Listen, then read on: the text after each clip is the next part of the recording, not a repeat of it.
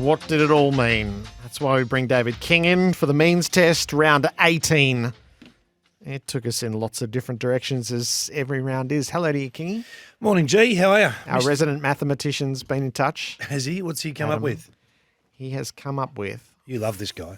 493,920 possibilities. Jeez. So we're conceding Sydney 1. We think they'll be better with a lead than Rory McIlroy. But then everything else is open. Two runs... That's including giving the one away. Yeah, that's just 7... that's just 2 through 8. So Carlton through to Port can all finish 2nd, 3rd, 4th, 5th. Brisbane through Collingwood can finish 6th. Brisbane through Hawthorn can finish 7th and 8th. And once you run the multiplications, we're talking to our favourite people, the ladder predictor people. It's fair to say it's wider than ever before. And we're going to give this person who gets a 1 in 400,000 opportunity correct a box of chocolates and 2 homing pigeons. I think we usually send them to a final in a pretty cushy... my dream is to give them a ladder. You know that. Yeah, it is. They haven't been able to make that happen just How have you not made this happen? To give away a ladder. Yeah. Anyway, Get Bailey ladders on board. The 2 years we've done it, we've had to go nearest the pin because with 6 weeks to go, and we usually close it with 5 or 4 weeks to go, nobody's got it. And that's when we were dealing with 4,000 possibilities. Yeah, no, they got no hope. They got no hope. I mean, you have to test people's sanity to go in this competition, Gerard. Ladder predictors at the ready. We'll have details for you from tomorrow onwards, and we'll close it on Thursday week. So we'll run it to 5 to go. But get busy. Get busy. All right, Kingy, you lead us off here. The King's Gambit as we begin our Monday means tests thanks to Jameson Irish Whiskey Gather Round. I want to talk about the new epidemic that's hit AFL footy, and that's the chicken wing tackle. And a little quick history lesson, Gerard. 1935, we had a problem with the cane beetle, and we brought out the cane toad to fix the cane beetle. And then we had a problem with the cane toad. I think we've got the Laura cane toad effect. I think we're in trouble here. Once this is in, how do we get it out? Because this will just take hold now. Because players are getting rewarded for tackling in this fashion, challenging the person who has possession of the football to kick the ball or to make some move that doesn't disqualify them from dropping the ball. So the Laura cane toad effect is real, Gerard. It's a thing. And I'm looking at the numbers. So last week we had – so players adjust quickly. Clubs adjust quickly. So this is their profession. Day to day they're looking on ways to manipulate rules, to manipulate game plans, to look for that 1% improvement across the board. And if they can find 1% in 3 or 4 different areas, they're all of a sudden a contender again in the closest season we've had for some time. So last week we had 75 holding the balls. This week we had 90. And I think we're heading towards 100. But I'm concerned about the manner of this tackle. So it showed last night on First Crack that there was a tackle laid by Switkowski 2 years ago on Jack Ginnivan that is exactly what we are seeing 70, 80, 90, 100 times a game at the moment that got suspended for 2 weeks. So instead of suspending for 2 weeks now, we're rewarding with a free kick. That's a massive shift. Unintended consequences? Absolutely. Absolutely this is. So how do you change it? I don't know how you change it. But at the moment, we've been lucky, I think, so far. There's only been a couple of players that have had discomfort from these tackles, but we're going to be talking about shoulders in the next few weeks. So there is a differentiator in this between. So the chicken wing it came from rugby league, didn't it? Where you grab the pinned arm and then twist it up behind to inflict pain on the shoulder. Yes. You grapple to put pain on the shoulder. It's a twisting motion. Yeah, so you twist the pinned arm back behind them to stretch the shoulder and cause pain. Well, that's how it ends up, yeah. Yeah. So the differentiator there's 2 versions of it. One is just the standing tackle, which is being paid as holding the ball, where the arm is pinned and you just make sure they're all not being getting paid with the other. Yeah, but it would be interesting. The ones where there's the twist, which is the reportable offence, is how you would differentiate between the two. But you can't have such a fine line between a report in 2 weeks or a free kick. That's too fine a line. And most tackle, the reason why we brought this in, And we had this conversation on Crunch Time, I reckon, 8 weeks ago, because players were laying on the ground and just cradling or cuddling the ball in one arm, and they were pinned on the ground or pinned by an arm, and they were making no attempt. And we said, look, just pay that one, right? It's gone from that to every tackle. So now players are running into tackle. They're not even looking at the waist anymore. They're grappling for the open hand. They're grabbing a handle, if you like. So they're wrist locking, they're grabbing an elbow, and then all of a sudden you're in trouble. So the texts are coming through. I don't have the answer, but what is a problem? And I think prior opportunity is a factor in this as well. There was a free kick paid with about 8.5. I've got it here. 8.5 minutes into to go. I think it was the second term. I'll just double check that. Second quarter. In the Collingwood Geelong game against Steel Sidebottom, where he picked up the ball in a pack of players. He was the only one that said, I'll pick it up. He was wing tackled, and they paid a free kick against him for not disposing of the ball correctly immediately. Like, it was just ridiculous. So there has to be a level of common sense with this. So I hope we're finding our feet with this. I hope that the umpires and the powers to be can get together and say, hey, listen, there are some that you have to ball up. You have to give the guy some prior opportunity. Otherwise, we're all going to stand around the footy like an open fire. So what's the best decision in the side bottom instance? But ball it up. Yep. He hasn't had. He's gone after the ball. He's taken possession. We've got to reward the ball winner, the possession winner, and then we've got to give that guy sufficient time. If that's not there, then I think we have a problem. And Eugene from Wheelers Hill is 100% spot on. This is an epidemic that's creeping into junior footy. So can you imagine the strong kid versus the not so strong kid getting twisted in all sorts of directions? It's a community issue.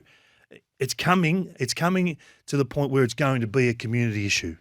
So get onto it now, fix it now. And I know this was brought in to stop the dump tackle. So time's gone by, get the guy to ground as quick as you can so that he can't dispose of the footy.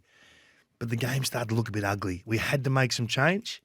But now we're in a real critical moment, I think.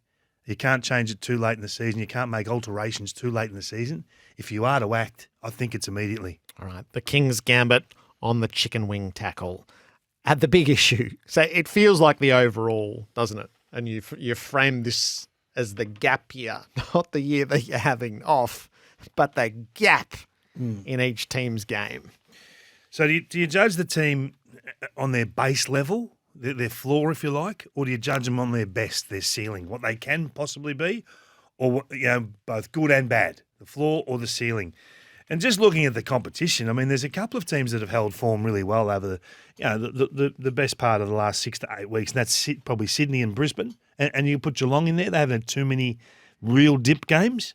But you look at the gap between the base or the best for Port Adelaide, for instance. You look at the base to, they were world class last week against the Dogs, and then they were awful against the Suns. You look at Essendon, beat Collingwood, and then poor against Melbourne. The GWS have been all over the place. Melbourne, up, down, and they've been impacted by injury. I understand that. Collingwood, the same. Their best is really good, even in game. I mean, they can look frightening when they get that handball game going, and then for large chunks of the game look like they're a team in rebuild. But I think you have to settle on talking about the Dogs. You just couldn't see this coming, could you? No Norton, no Jones. Treloar gets injured in the warm up, which I think normally impacts the team more than anything. You see a player, he's out. It permeates through the group. Hey, Treloar's out. Gee whiz, we've lost one. But to be able to play like that, and the gap year can also go to the players like Jamara. Look, where's that performance been? Like when he's like that, everything changes. So I just think, looking forward, we always say, their best is good enough to win it. Their best is good enough. It's not really about their best. It's more about their base. What's the base of these teams? Because they're going to have to win 3 big games in September. So whether you drop 1 or 2 along the way to there, I'm not too concerned as long as your game's in good order. But when we get to round 23, that sort of stage, right on the cusp of finals, the runway Horne and I have been calling it the last 3 to 4 weeks of footy. Once you hit finals, you've got to be closer to your ceiling than your floor. How do you do that? I guess that's in the lap of the gods, and these coaches are hoping hoping to absolutely have their crescendo at the right time. So go a bit deeper on the Dogs from what we saw on Saturday, because they do routinely give us the performance that says they're right in it. And then they give us the other performance here. That's just not stacking up. Every time they get themselves ahead of the ledger, they give it back. They're ahead of the ledger again. They're 10th. They've lived most of the season in 11th. They were clearly roused by the coach for that performance. And it was, once it turned in the second quarter, it was a hell of a performance. Yeah, it was. I think it's about role play with the Dogs. The effect that Cody Waitman has on this team is, I think, really difficult to put into numbers and really difficult to assess. But he brings an energy to this forward line that it just isn't there when he's not there. And then Riley West is able to play his role. And the role he plays to 9.5 out of 10 levels every week. Now, it has a different impact on the game given what's around him and the opportunities that they get and those sorts of things. But his ability to deny the intercept markers, he's always there to disrupt or to block or to check an opponent that can't be quite third man in to assist against Jamara Ugahagen on the weekend specifically. But if you look at his role, he's the second highest disposal winner in that forward 50. He's kicked 23 goals for the season, but his main function is just to get the ball to ground, which doesn't really show up anywhere, in your stats or in game day. He's AFL 7 for forward 50 tackles, and he's AFL, if you just look at the forwards in the comp, he's the number one spoiling forward in the comp. Yeah, that's a strange stat, but one you need. So we often talk about who's been targeted inside forward 50, and more often than not, it's that zoning defender that stands where the ball's likely to go. Tom Stewart, for instance, right? Tom Stewart stands where the ball's likely to be kicked.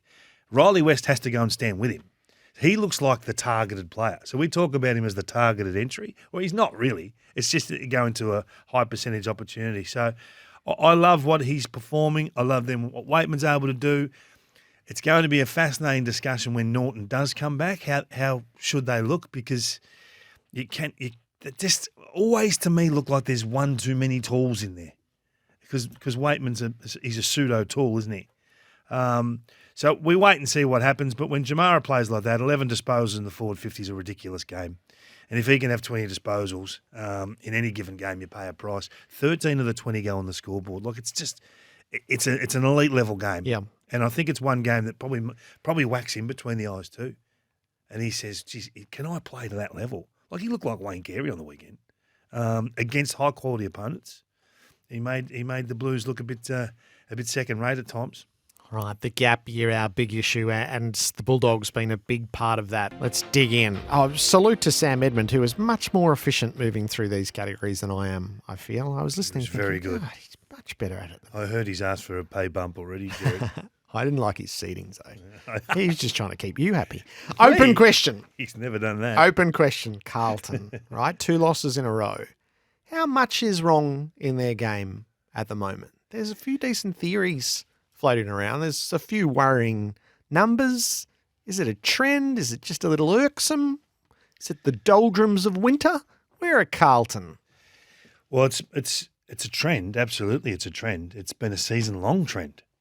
So what they allowed forward 50 stoppages for the opposition is the most scores in the competition and by some margin. So they're probably double or almost double the AFL average in conceding scores. So once that ball stops in the opposition forward 50, Sard, McGovern, Wiedering, Boyd, Kemp, they can't get the job done.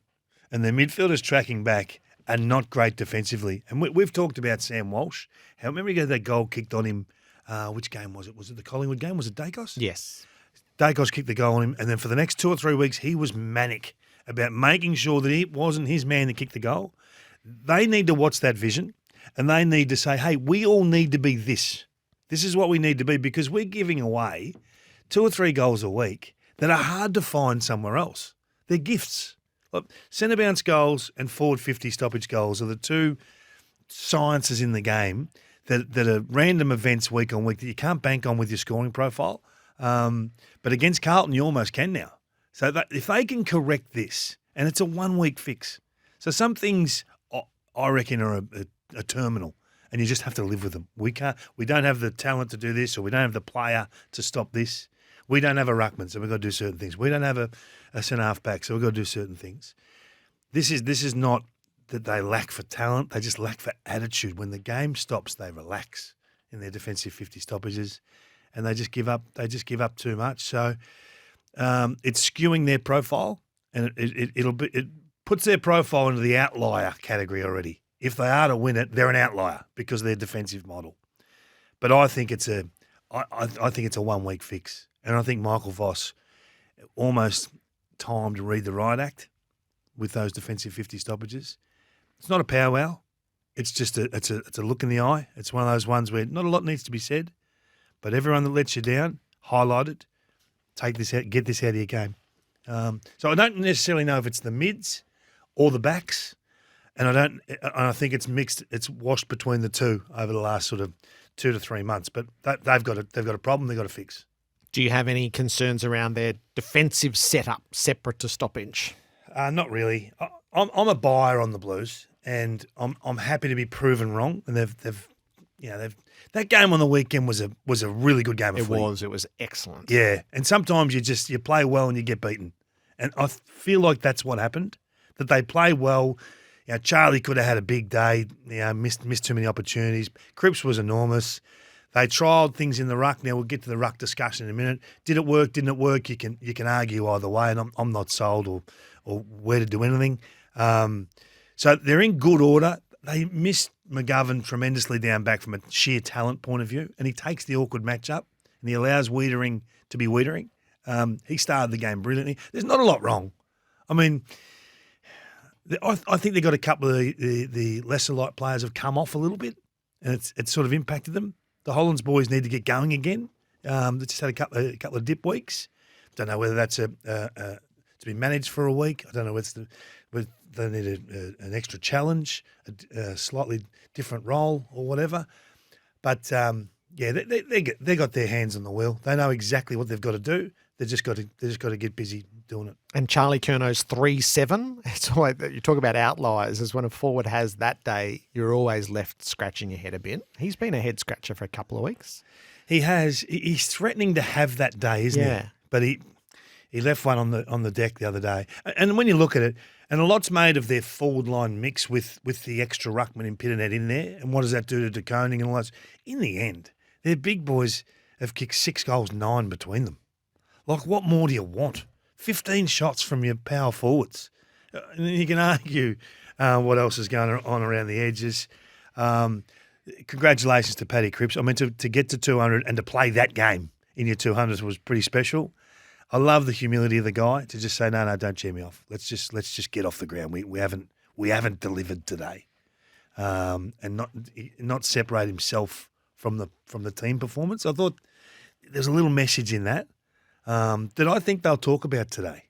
Hey, you know what? We wanted to carry this guy off. We let this warrior who's been here through the dark days and copped a lot of feedback for it. We let him down. I think that'll be a conversation today. An open, honest chat that sometimes it hits home hard to players when you have to look that guy in the eye, the one you love, and say, mate, we did let you down. And maybe it might sharpen them. I think they're a serious footy team. I'm not worried. The spin-off, the debate for New Vision Clinics, keyhole laser vision, new generation technology. It's not limited to Carlton, but Carlton is the poster child for it, is the discussion around one ruck or two. Here was Michael Voss in the aftermath. It's just, what is your right mix? So give us your Carlton thoughts first. Yeah. So I'll give you a broader discussion, right? So in AFL games, you generally win the ball back about 70 times.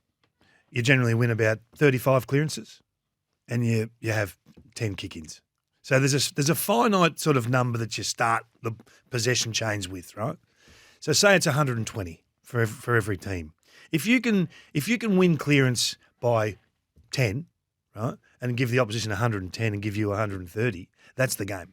If you can win the ball back 75 times or in your front half closer to goal and score heavily from those, you win the game. So this is about how do you get your hands on the footy to start your game, right? They can't score when you've got the ball and you're a chance. So first possessions are a major part of this. Now, I don't care who's in the ruck, right? The idea is to start with the ball first. Carlton aren't tough enough when the ball's in their hands inside the traffic. They are not getting the ball from inside to out. And this has been a sporadic problem for them across the journey. I've talked about this. Is Cripps violent enough to not accept that he's going to be tackled? Is Chera actually tough enough to play midfield, prime time, centre bounce opportunities? Coughed the ball up twice on the weekend that cost some goals and looked really jittery, really panicky. So that needs correction. That needs honesty. Are you tough enough to play this role? Because you're a skillful player. We can put you anywhere and you'll be a good player for us. This is an issue that's been there on and off for the year, and I think it's irking Michael Voss. He's not going to come out and say that. He's not going to come and say, I don't know if we're handling the heat, to steal one of Ken Hinkley's terms, but that's what it is. So they started with the ball. If you want to talk specifics, and everyone goes to the score from stoppages, there's so many things that happens after you're winning the ball or first possession that give you the score, right? So if you just look at first possessions on the weekend, and that's where I like to start, 54 to 39. So plus 15 to Carlton. Now, I don't care who's rucking or what's going on. You should be able to put enough score on the board from that position if things are in reasonable order. Two great targets. They kick 6-9 between them. So it's not a target issue. It's the ability to get the ball from inside to out, have the right pieces in the right places that can go at express speed, handball receive, and put. So there's a few things out of whack with Carlton's clearance game, in the middle of the ground. And then obviously the defensive problem's a different story altogether. But I think right now they've got to get tougher inside traffic. Then the ruck, who actually is there? So there's no question Pitnet plays well as he's your big bulk, blunt instrument. This is what he does in the ruck, and it works. For me, it's more about Tom De Koning gets lost when he's not playing first rate. He just goes. I remember the Sydney game. Just where's Tom De Koning? No influence in the way that when he's the gallivanting ruckman, he exerts. So it's less about what are Pitnet's assets and deficiencies and more about how do you actually get Tom De Koning to be in the votes? Yeah. And I reckon he's only ever in the votes when he plays first ruck. Yeah, and that's a great discussion. And there's no doubting that. And it's the same discussion Fremantle are having, and it's the same discussion that Essendon will have this week. Do you go with the two big blokes and does it help you? Does it help him or does it help us? So Tom De Koning might be best on ground, but does it help Carlton, the team? And that's why these coaches are there. We'll get to Simon Goodwin later. It takes big kahunas, Gerard, to make those calls. No, out, he's in, you're the man. But De Koning was found wanting at some centre bounce clearances with this new, creep across the line, take away the jump. We saw that. So you've also got to back that up with the evidence. He looks great around the ground, but is he the absolute centre bounce ruckman that you need? That's what they're looking at. So they're not making these calls. Oh, gee, let's give Pitnet a game. Let's just have a look. They're not doing that. They want to know, is this another weapon that they can throw at the competition? And they'll make their calls. I do also think, Gerard, and you never want to lose games while you're doing this, but a young player playing ruck for 100% of the time for a dozen weeks in the back end of the season is not going to help Tom De Koning. That's 100% right. So you've got to manage his minutes a little bit. I get that you don't want to do it in a game you're going to lose or potentially could lose, but I would have thought they'd have looked at this game and thought, okay, this is one we can win with Pitt in the middle, and it just didn't work out that way. Right, so Essendon is having this discussion. It's not limited to that either. But they moved, so I noticed they were PFI last week because they'd proven that they had the win everyone was demanding that they had, and they gave all their credits back and moved to the pressure index. They're the pressure index for two reasons. One, they failed the pressure test. They got eliminated on MasterChef. They failed the pressure test in the wet against a Melbourne team who played exactly the way that you would have imagined. And they now fall out of the top four. So it's been a 9-week residency, but it's over. So Brad Scott and his Bombers are in the pressure index. It's what was lacking for Essendon. What was lacking? It's a good question because it was sporadic in game. I thought when Ben Mackay was controlling the air in that third term, he was a one-man wall, and they looked impenetrable there for a while. And then they got through with a couple of bolter-type plays where they Richmond and Geelong do this, and we've seen Melbourne try to get this implanted or embedded into their game. We've seen the Kangaroos do it. When the ball goes to contest, often you will see one player just charge forward to that contest and say, you know what, we're going to fight this one 5v6. But if we win it, I'm goal side and charging, causing the overlap, and we'll get a walking goal. That happened 3 or 4 times. It doesn't have to happen a lot. It happened 3 or 4 times on the weekend, and it was enough. I think it was Turner that charged forward of Mackay once, and by the time the ball was won, he was already 15 metres goal side and gone. It was Melksham that ended up handballing it to Langdon in the square. It was goal side and gone. So those calculated bolter-type plays are becoming in vogue in our game. It's difficult to stop, really hard to stop. You've actually got to win that contest 6v5 long down the line. So I thought that the simple answer for me, and Brad would never blame one area or one player, right? But I thought this was a game set up for Sam Draper just to destroy it. Just take it out of all doubt. No recognised ruckman. Hey, here we go. And the way it looked at the start with Petty and the ruck, I thought, yep, this is real. This is happening. But they got destroyed at clearance. I couldn't believe that. So we'll get to Melbourne in a minute, but let's just talk about the Bombers side of it. I just wonder whether it's one of those ones where you have to look at who those last line defenders are. Are they deep enough, and who is it? So is Ridley better off being at half back? Is he better off being at the very back? Is Mackay, does he get it wrong more as much as he gets it right? So there's a lot to review. But the bottom line is they shirked the issue on about 10 to 12 critical balls, and there's no getting away from that. And once it starts, it did permeate through the group. And on a night like that, when Melbourne were in for it and they weren't, they got exposed. So that it would be a pretty confronting review. Yeah, and it's probably, look, they've exceeded all expectations this year, Essendon. So we're not coming at the Bombers because I think they've had a really good year, and they've unearthed a fresh set of standards and a game plan that's going to take them back into contention in the next 2 to 3 years. No one thought it was going to be as early as this year. They told us it was going to be 7 or 8 years. So they're way ahead of schedule. But this is a good opportunity for Brad to show all those things and say, you know what, unless we get this right, and it's you this time and it's you next time, you can't play with that lack of buy-in for those 50-50 contested situations. You just can't. And some of them were their top liners. So they've got to show the way. So it'll be a brutal review today. And you need it. It's a good time to have one. Yep. I want to recognise Trent Rivers. Over the last 6 weeks, he's in the top 25 in the competition. That's a big shift, isn't it? He's having a significant impact on games, 29 disposals on the weekend, 13 of those contested, which is just huge. I mean, that's really raising the bar for this type of player. And sometimes necessity can take you to places that you haven't challenged in your own list.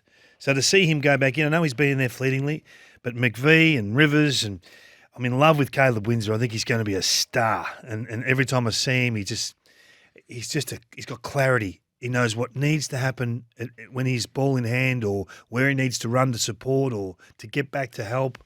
And when he goes, it's off and gone. So I really am a massive fan of what he's done. But let's put it on the table.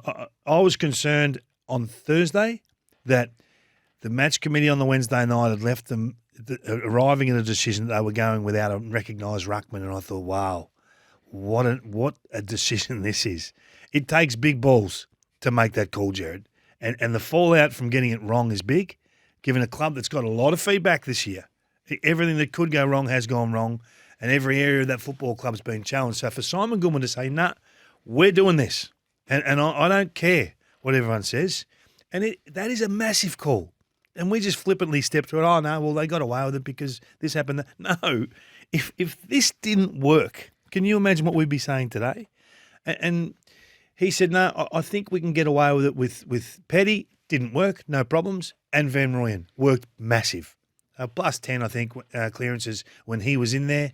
And just his strength and his desire to actually fulfill the role that the coach had given him. and the trust that he'd put in him, I thought was just terrific. And I know we talk a lot about Cozzy Pickett and his influence and impact on games, and his Wakefield's going to be a ripper as well. So I like what they've discovered about themselves. I don't know where it takes them, but gee, it's sometimes you just got to recognise the performance. It was just brilliant. I loved their application to task, and the Melbourne fans will be so proud of them. I know they've been at the top for a long time, and they maybe just come off a little bit and heading the other way. But gee, there's a lot to like about that next wave coming through. All right, the wild card that is Melbourne. The curiosity is Collingwood. So how a team finds themselves in a certain phase is fascinating, and sometimes you can't quite pin down the how and the why, but it's undeniable where they are. They're getting beaten by keepings off. They're getting beaten by keepings off, all right. Can I give you some numbers? We like numbers, don't we? We do. We like numbers. So the average uncontested mark games are about 80 a game, right? I think it's 83 or 84. So over the last couple of weeks, against Collingwood, the opposition has taken 268 uncontested marks. So the uncontested marks is one thing, all right? So that's the most in the comp by panels. But they're also conceding only in the last 2 weeks, they've conceded 110 inside 50s. So that's third most in the comp. So not only are they conceding the uncontested mark, it's getting through. If they take 100 marks behind the footy and you just keep them at bay, that's fine. That's just junk. But once they step forward and get through, that's when you've got problems. So I think Craig McRae will strip it back. I think he'll say, okay, we've been working on all these other things, and the opposition are now taking the game out of pressure because they're worried about our pressure game. And now we're allowing them to hold on to the footy. So he needs to say, that's point one. Let's take that off the opposition, and then we can bring it back into where we're strong. Because once the game's not in pressure, their back six become redundant. They're in poor positions because they're an aggressive, assertive defence, and it can make them look really poor. And I understand all the feedback is on Darcy Moore at the moment, and that's your lot as a fullback or a key position player of influence. As soon as there's pressure on the game, he's an intercept marker. As soon as they're able to control the ball against them, they're nowhere. So that's the number one focus from here for the last 6 weeks of football, is to be the hardest team to take an uncontested mark against, to bring it back into the pressure cauldron. During this, it's the bye, the narrow win over North Melbourne, and then the loss. They've gone 3rd, 4th, 6th, 9th, 12th.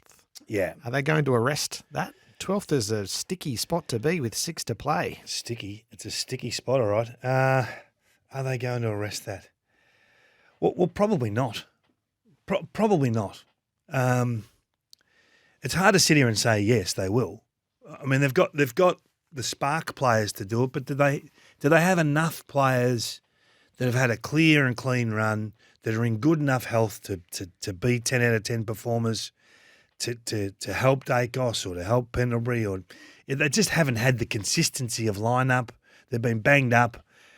They've come off, haven't they? They've just come off everywhere, and the opposition are now have worked out a way to play them. Now, you get a lot of feedback when you come at Collingwood because teams have worked out how to beat them. People say, "Oh, that's rubbish," right? It ain't rubbish. Nothing happens by chance against Collingwood, so you've got to evolve. They haven't evolved in the middle of the ground. They've trusted the same guys at centre bounce in the last 6 weeks that have let them down. It's time to shift those magnets out and give some other opportunity to guys like a Bobby. Who knows what you're going to find? Who's their Trent Rivers that can go in and shift the course of the game? Who's their Tom Stewart? Who's dying on the vine with how they're playing at the moment that needs a foot up the backside to go in and actually deliver something productive for the team rather than just being a passenger in the loss? They've got too many passengers in the loss at the moment.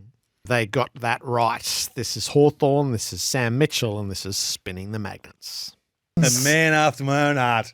Spin the magnets, Gerard, was one of our sayings very early days, wasn't it? Yep. A few of those sayings stick true, and he's got his finger on the pulse, hasn't he, of this team, and he knows when they're just out of kilter a little bit, and he makes moves.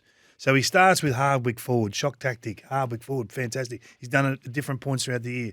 Whateley at centre half back, playing pretty good footy. And they say, hey, throw him forward. He goes forward, goes for a contested mark in a pack, crumbs his own ball, gives it to Nash. Nash got no idea what he's going to do, so he gives it back to him, snaps a goal. You go, wow, that's a win. You see, Sicily can't tackle. And in 2 opportunities, he was worried about his shoulder and he really didn't invest in the tackle because he knows what's going to happen. He's going to be off the ground for 15 minutes in pain. So he says, well, we can't die with him at centre half back. Let's get him forward. Bang, 3 goals. That's coaching, isn't it? I love it. It's creativity. It's understanding what the game needs. It needs a shift. And they got this.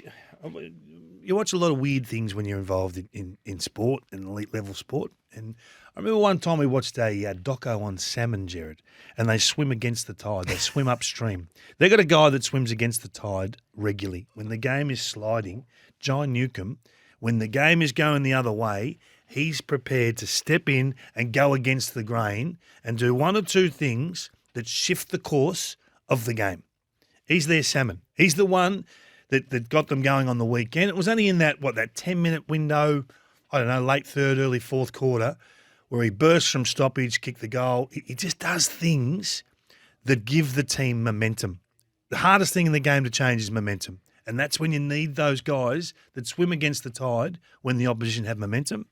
I take my hat off to him. So leadership comes in different forms, you know. And we talk a lot about their damage from clearance and who they are as a group. But unless it involves Newcomb and Moore and Day, it won't happen. Warple, again, very good. Meek, I'm a massive fan of Big Lloyd. I love a Lloyd in my team. I thought Nash was very good at clearances. So they got a lot of components that are in good order. People think I'm negative on the Hawks, but we do PFI. We talk about prelims. People I set you up for that, which was a bit unfortunate. I know, we put them pissed off for 2 weeks and left me swimming. While they were in 13th. We had such regard for them that we moved them into our top measure of whether you're going to do it or not, which is PFI. So that told you how we regard them. They've won 8 out of 10. There's never been a team in 13th place with a record like it. They're 9 and 8, and if they keep winning, there's going to be a moment where instead of staying 13th, they're just going to go vaulting forward, and it's these sorts of games. It's the Collingwood game. So we were talking just moments ago about if you give up uncontested marks and inside 50s and territory, that's the disaster. That's Collingwood, right? Being easy to move the ball against. These guys, Hawthorn, they still give Fremantle close to 100 uncontested marks, but they don't get the inside 50s. And they're so set behind the ball and they work for one another. Saw something on social media last week. The Hawks posted one of their leadership meetings, and Dwayne had referred to the Hawks as a murmuration of birds, all moving in the right timings and at the right time and in unison. And that's one of the references that they had at the start of the year. So sometimes things can overlap, and I just thought it was great wording. You don't sort of see it until you see it. So they're building. They are seriously building. We know they're in for every free agent available. If they get Josh Battle, is that a game changer down back? It probably is. They don't want for a lot, and this young group. James Sicily was terrific this morning with Kane and Bucks, just talking about the guys that are sub sort of 50 to 60 games and how quickly they're coming to task. So I think it's really exciting if you are a Hawthorn fan. They've been excited regularly, Gerard, which is sort of kind of annoying, isn't it, when you've done nothing for a decade? But no, it's exciting what Sam's doing. All right. In the aftermath of Port Adelaide's loss to Gold Coast, which to some degree was defined by the temperament of Jason Horne-Francis, you can make the case that, well, that was the worst bit of the weekend and the ongoing counselling that's required. So Ken's had to spend time down on the bench with Butters, and this week it was Horne-Francis, and it had a material impact on the game. Yeah, it did. And it impacts, and Ken would never say this, absolutely would never say this. But if you're down on the bench to coach the group and coach and watch the game and be across everything that's happening, he's investing, 5 to 10 minutes every week just calming the farm for Jason Horne-Francis. Now, he's an elite level player, so you're prepared to do that, obviously. But how do you shake this? How do you break this cycle of just the preparedness to put yourself before the team? And that's what it is. And Jason wants his team to succeed. He plays like a winner. But they got a problem. They got a problem there. And it hasn't corrected, and we're at round, 19 upcoming. So it's time to get that sorted if you are to make any meaningful charge this year. Because he's been this guy for a long time. And they don't like when you talk about Jason. They don't. They don't like it. They don't like when I talk about Jason. I know that. So I'm not going to, right? Let's just leave him. But they got an issue that they need to fix because it's costing them goals. Yes, it can't divert from the collective, and it diverted from the collective. It gave up goals, and it diverted from the collective yesterday. It sucks the energy out of your group. When someone does something stupid, you go, oh, no, what again? We're fighting hard to get back in this game or stay in this game, and there's so many things were going wrong. You're on the road. You're against a team that's in the same dogfight to make the finals. It's a game that they probably had to win. And then you just do something stupid, give away a free kick and a 50, then you give away another free kick close to goal. It's like, mate, are you here to help us or not? So they've got to sort it out. And whether it's the players or the coaches, and how do you do that? How do you provide that circuit breaker, Gerard? What do you do? Like if it was Mick Moldhouse, what would he do? Would he drop the player? Say, mate, we can't put up with this. Or would he start him as the sub? Would he say, you know what, the season's on the line, I get that, but it's not going to make any difference unless you're this guy. If you roll on with it, you almost let it continue. So something has to shift. PFI, the Brisbane Lions have won themselves PFI. They came off the bye in 13th position. I vividly recall talking to Dane Zorko the night they'd come to Melbourne to face the Bulldogs. We said, is this the moment we get it going? He said, Lord, I hope so. And they've won 6 in a row and aided and abetted by fumbling teams up ahead. They're 2 points out of second, and they're in the top 4 with 6 to go. There was a possible salvage mission for Brisbane, but it wasn't this fast. So what do we always say? Health's your best player, right? So if you've got a settled team, you can play with a level of confidence and maturity that things will be okay in game, and you do the job against teams you should do the job against. So since round 13, and this is not everything, so we'll get to the game mechanics in a minute. They've only played 26 players since round 13. You look at some of the teams, the worst in the comp is 32 players. So 26 is great. They've had 20 players play all games in that period. The next best, 20 of 23 positions. That's just ridiculous health, isn't it? So it's no surprise that they've gone on this run. Brilliant at clearance. Their ability to get possession on the scoreboard is second to none. Offense going through the roof. They've still got some problem. I'm still concerned about them being able to hold up when the opposition go inside their forward 50. That's still a problem, but only correctable. I think correctable. So Payne being out for a little while is a disruption they probably didn't need. If he can come back in pure health, no interruptions, and hit the ground running. We know they're a good side. Still, the list is stacked, Gerard. Stacked. So they've talked a lot about missing a halfback flanker in Kitty Coleman for the first 12 weeks. That was all I heard. Every team's missing a player or two. And a halfback flanker ain't a prime mover. And I don't care what you say. Oh, he's a good ball user. He's an aggressive kicker. Every team's got those players on the sidelines. So it's about gathering and going, and they've done a really good job, really mature performance. They've played some good footy. So they play the Sunday game against Sydney, and again, that is absolutely perfect timing to take that test. How do you as they see reach that? Fourth. I want the week to think about that. You want the whole week? I do. Please. Will Charlie Cameron be there? Will Charlie be there? Well, not if we're fair dinkum. But how do you know? Excessive drive? I think so. And I heard the boys this morning discussing it, Nathan and Kane, and they'll be horrified if he's suspended. I think there's a driving motion in it, and I think it's a really dangerous tackle. So even if you don't agree with the stance we're taking, that is a dangerous action, and we are, whether you like it or not, we're legislating for the whole league, the whole game, the broader game in the community. We don't want kids getting driven into the ground like this. No one's continuing to play our game if those bigger kids are driving young kids into the smaller kids into the ground like that. I thought it was a driving motion. I thought it was excessive, and I think he'll pay a price. And I think the other tackle, there was a slinging tackle that, yes, it had the football underneath Taranto, and there are some fine margins we're working with here, but I think that'll be a suspension as well. And we've got to live with this whilst we correct. Or we're back to square one again? We got conformity last week. We're not after conformity. We're after creativity. That's why we encourage you to do your own seedings. Didn't like it at all. 4, David King. The Brisbane Lions for me. Still worried about their defensive 50 stuff, but in pure health, as we just said, and making a bit of a charge. Looking forward to seeing next weekend. Hawthorn for me have been for a few Hawthorn. weeks, and because I had the gap week, I didn't have to drop them out. Play out game. If out. they lose to Collingwood, obviously they'll concede their place to the seedings, but I like them. 3. I like your seedings. They're so wild.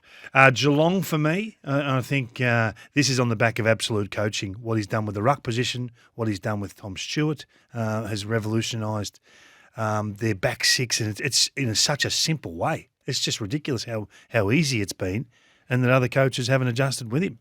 So no longer do we see Stewart get tagged. That's great coaching. Brisbane Lions at 3 for me. 2. 2 for me, Carlton.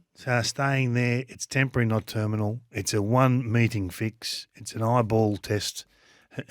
Can you outstare the coach? Will you get this right, or will you get these defensive 50 stoppages sorted? Yeah, I had Carlton at 2. I was desperately hoping to avoid having to demote them, but they couldn't do the right thing. So there we are. And the 1 seed is clearly... You had Carlton at 1, and they went bang, bang. Don't try and sneak that through me, mate. Well, I put them at 1 hey. before Sydney went loss. I thought, how it had panned out for me, but you no. can stop a train, Gerard. Sydney 1. Yeah, absolutely. Great to watch. And that second quarter, if you want to become a player as a junior, watching what do I want to become as a midfielder, watch Chad Warner's second quarter on the weekend. My God, what a player. Sydney 1. Pick your own for the rest.